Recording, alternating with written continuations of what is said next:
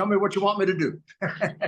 All right. Well, we're all very excited to meet you in September in New York City. And, what we're wanting to talk to you about is how you're dealing with such tremendous adversity and yet remaining in such high spirits. Are there any specific techniques that you're going to be Sure. talking about that have helped you to keep your attitude so positive? Yeah, you have to know what your aim is. You have to know what your goals are. It's probably the single most important thing I can tell anyone about leadership and even about straightening your life out. You have to have a pretty firm idea of what you're trying to accomplish, what you're trying to do, whether it's in your business or it's in politics or it's in some other area, charitable work. So I have a very firm grasp on what I'm doing and why I'm doing it. I joined this whole effort at a time in which I believed, about a year and a half into the Trump presidency, that they were pursuing an innocent man. And as a lawyer for 50 years and prosecutor for part of that time, I have almost a visceral reaction against that. I do have a visceral reaction against it. I Yep. spent my life for 17 years making sure I didn't prosecute an innocent man. I'd stay up at nights thinking about it, worried about it. And whenever I see an injustice, it gets me extremely upset, particularly when I can do something about it. So from the very beginning, I have felt that I'm on the right side of this. I'm on the side of justice. I'm on the side of law. I'm on the side of the Constitution as it was taught to me in law school, not the way it's been debased and degraded and Yep. trashed. Yep. And I do believe that the judgment of history will be on my side a lot, big time. I agree with you, and most of the people in our community are of the same opinion. However, there are people from the other side who are crazy liberals. That's the way they Right. describe themselves. And I wonder, do you think you'll have something that they'll be interested in hearing? Sure. I mean, I used to be very good friends with crazy liberals. I don't know that I ever was a crazy liberal, but I was a Democrat. Now, that's way back in my 20s. But remember, I governed a city that is one of the biggest Democratic cities in the country. I was only the third Republican mayor in 100 years. You should know that New York City did not vote for the first Republican president. Who was that? Abraham Lincoln, twice. So I guess I have the distinction of winning a city that Abraham Lincoln couldn't win. But I mean, the reality is, I always considered myself particularly skilled at working in a bipartisan way. I have a letter from Bill Clinton telling me on the crime bill of 1994 that I was one of the main reasons it passed, and that if mayors were as easy to work with as me, his job would be a lot easier. So I worked for 7 years, as a mayor while Bill Clinton was the president. And we had some disagreements. I sued him once and won. And but most of all, and it was a friendly lawsuit. It was about the line item veto. I worked with a city council that was 45 Democrats and 6 Republicans. I don't know when we went off the rails and we stopped being able to talk to each other. I'm still willing to talk to them. Yeah. They don't have to agree with me. They don't have to agree with me, but they have to respect me. For example, if I express my opinion on the 2020 election, they go crazy. But not only do I have a right to that opinion, unlike them, I investigated it. So I have the facts to back up what I'm saying. I don't require them to agree with me. I just require them to give me the right of free speech, which they haven't done. They've taken away my law license because of that. I mean, that's outrageous. To take away my law license because I'm defending my client and I have a different opinion than they do. So I want to see America get back to that. I don't want to see it get back to just one party. I want to see it get back to at least 2, and maybe 3 or 4 or 5, a vital democracy. My hero as a president was Ronald Reagan. I worked for President Reagan for all 8 years of his administration in 2 different capacities. And his favorite expression was, my 80% friend is not my 20% enemy. And he'd even get it down to 70 and 60. In other words, he was willing to work with people. And I'm willing to work with people. You can't have a democracy unless you're willing to work with people. I believe in certain things. And there are certain things I want to see accomplished. I want to see our borders, right now, I want to see our borders closed. I'd like to see them opened over a period of time, but right now we're in a terrible emergency. Yeah. So if I'm dealing with a Democratic majority somewhere and I can't get them closed, I'll try to get as close to closed as possible. Do you see what I'm saying? And Yeah. or if I have a Republican, we'll close them for a while and straighten things out. I mean, people are dying too much. Women are getting raped. Children are getting killed. This isn't a joke. I mean, this was my business for 17 years. I've never seen it like this. I've never seen the number of attacks on women and children. It's almost as if these illegals that Biden has let in focus on women and children. Generally, our events are apolitical, and we try to stay focused on generic topics. I'll do what I can. Such as leadership. Now, as a top leader in the Justice Department and as a leader of a democratic city, do you think you'll be able to share 5 top leadership tips Sure. for our audience? Not right now, but at the event. Well, I'll give you 2 examples. One, you have to have goals.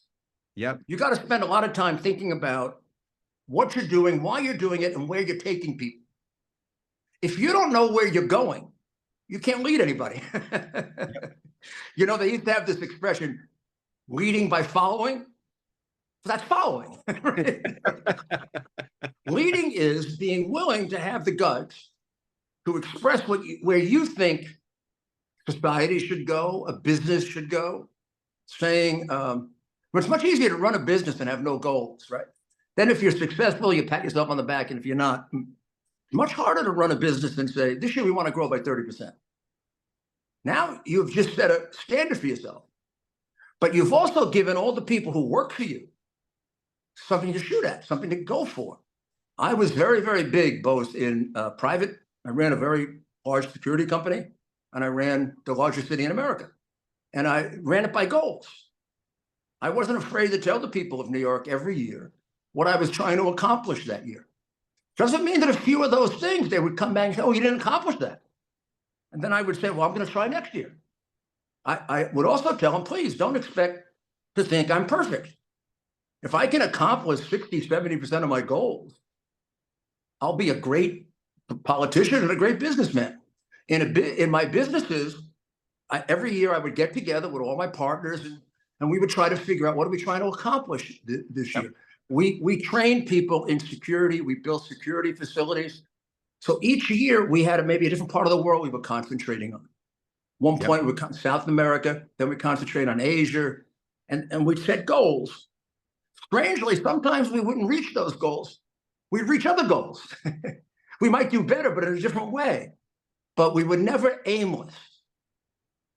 If you were working for me, the people could tell you what I expected of them. And they could tell you what they expected of me. So like the police, I tell the police, we want to reduce crime. We set up a CompStat system. They come back to me and say, we don't have enough cops. I can't do it with 33,000 cops. So now it's my job, not theirs, to get the cops, right? I got to figure out how to go to the Democrats and Republicans who want to spend money on other things, and how to give me the money for the cops.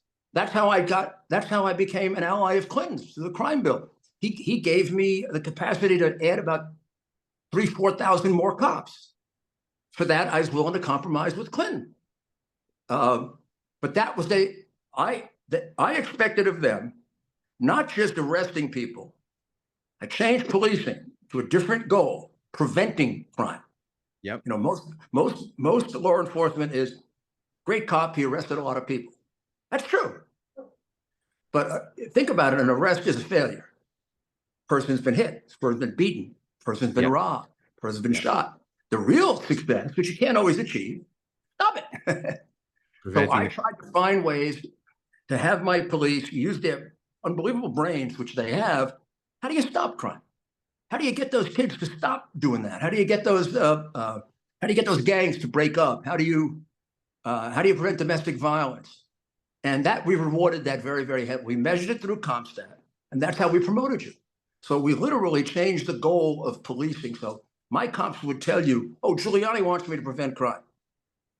They might have told you under a different way, he wants me to arrest people. And then they would say, but we expect of him that he gives us enough resources. And when he doesn't, we go complain to him. Well, that's a two-way street. You talk about expressing clear goals. When we're together in New York City, do you think you could talk to us about realistic goals versus pie in the sky goals, like 100%. goals? Because that's Yeah, I'm very interested in. that's a really good question, because if you just say set goals, you can make two mistakes. You can set them too high, you set them too low. Right. The real art is to get it right where it's supposed to be. You're going to talk about that in New York City. I will. A little above what's comfortable. But not, I mean, this is a sort of a general idea, which I will give examples of, but a little above what's comfortable, but not to the point of unrealistic. Great. And then a lot of people you've worked with over the years have been wealthy people. Is that a fair statement? Oh, sure. Yeah. Particularly when I ran for president, I raised $60 million. That wasn't my money. Okay. I got a big question for you in New York City that I want your answer to. Do rich people work hard? Okay. Think about that. And I want your answer to that question when we see you in New York City.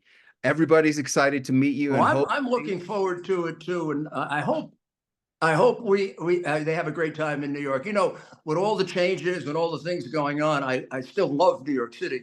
It's the city I was born in. It's the city I went to school in. It's the city I had the honor of being the United States attorney and the mayor.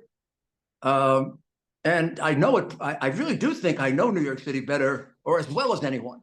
I don't think there's anybody alive that knows New York City as well as I do. I know every street just about.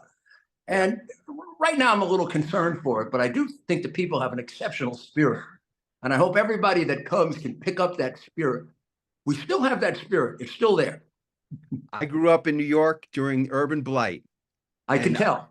I like you.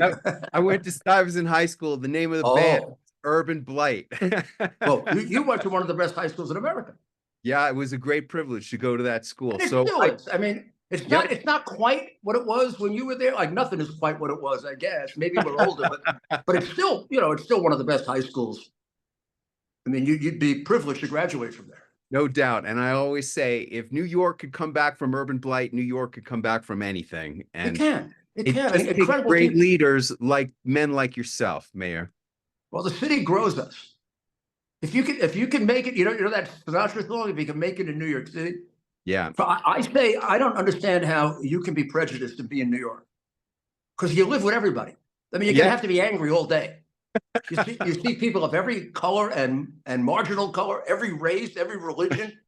And after a short time, if you're a vaguely intelligent person of common sense, you realize people are people. People are not races, religions, ethnic, they're people. Yep. And you accept them as such, as a New Yorker. That's almost, after September 11, I was very worried there'd be a reaction against Muslim New Yorkers. I sent out police patrols. My police commissioner, Bernie Kerrick, set up a special unit. After 3 weeks, we disbanded it. They weren't doing anything.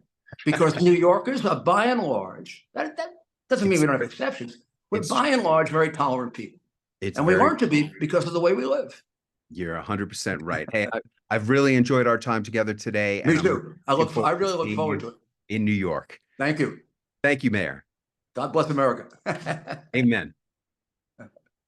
Good. Great. Thank you very much. Thank you. That really was good. I hope you interview me. I will. I'm going to. If you want to do a little interview as part of it, you're a good interviewer.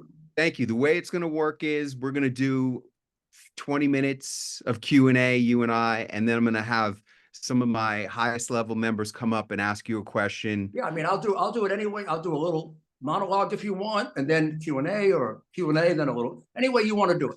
But I think the Q&A would be good, and I don't know about the others, but you're good at it. Thank you. Thank you very much. I had a show on 77 WABC radio right before you came on board, right before they sold it. I was in Madison Square Garden for. Oh, I used to be in there a lot, substituting for Hannity way back. Yeah. When Hannity first started, when I was running for mayor. I did a show for about 3 or 4 weeks, and used to do Bob Grant too. All right. More fun to come. Thank you All very right. much, Mr. Take Mayor. care. Bye now.